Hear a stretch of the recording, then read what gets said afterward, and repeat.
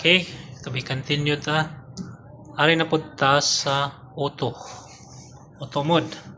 Ni auto mode after next kang quick is auto mode ani.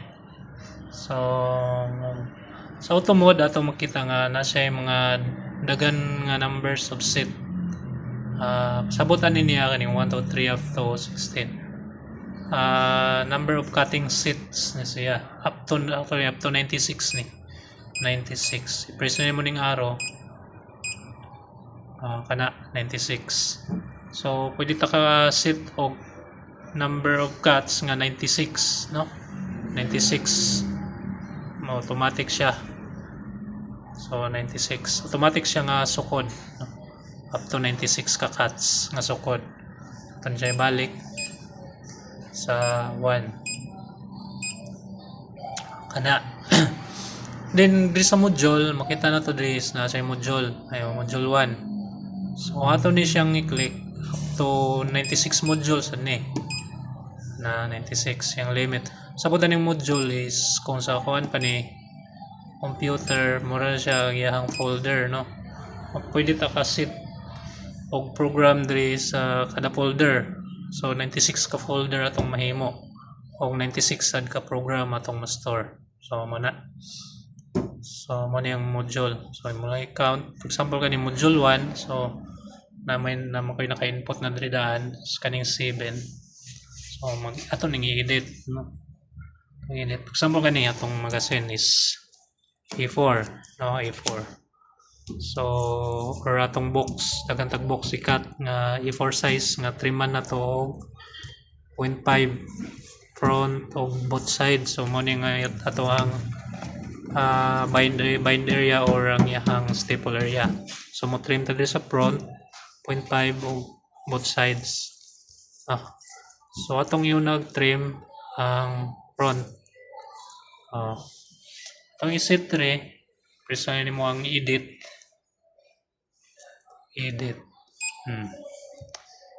Dayon ay ka sa 1 set.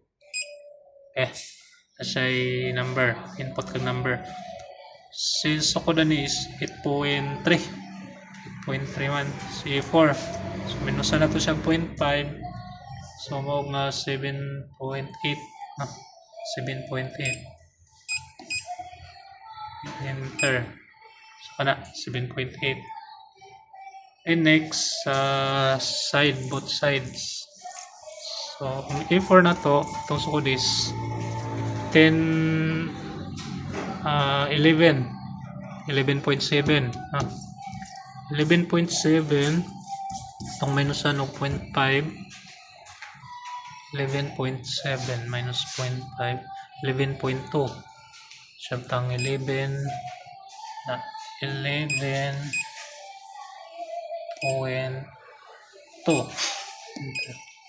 na. So sa next side mukatsad ka from 11.2 imo na ning minus ng 0.5, so mao siya nga 10.7 10.7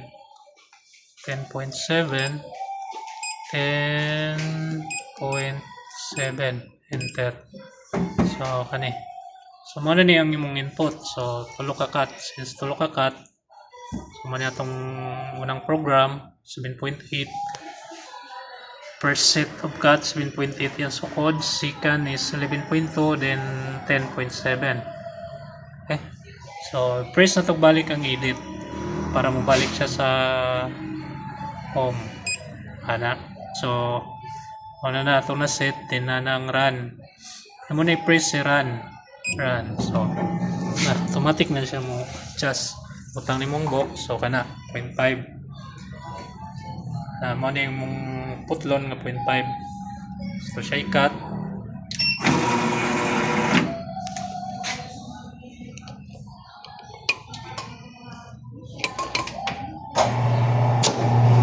Okay. So mo na first cut 8.5. So niatras na taron si back guide kang 11.2. See? 11.2. Paano mo box at tuyok kana. So ano mo cut 11.5. Turn siya clamp. Cut.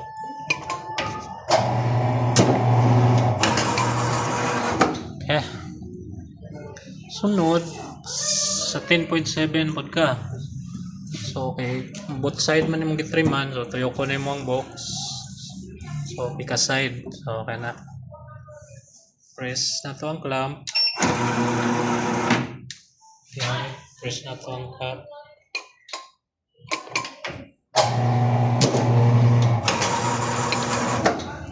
Finish. So mo na nila ron.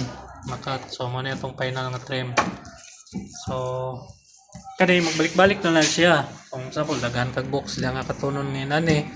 So sige na kag salpak-salpak ka na, balik tuyok, balik sa tuyok. So man na. So kuha na lang siya, balik na siya sa process, kinaka-program naman siya. So yeah, once na run na nimo. So nakanindot sa dani kung naka-program na ka diri, pwede ni siya nimo kani naka-save na ni siya as long as di mo siya ma-delete o ma-edit, no. Save na siya, pwede na siya mo balikan. For example, few days so mobalik ni siya nga job nga sukod. So imo lang pitawon diri sa module. Asa to, sa module 1. Imo lang i-type module 1 enter. So mugawas na siya. Actually daghan man nga module up to 96. So daghan kang ma-save. Module 2 enter, open.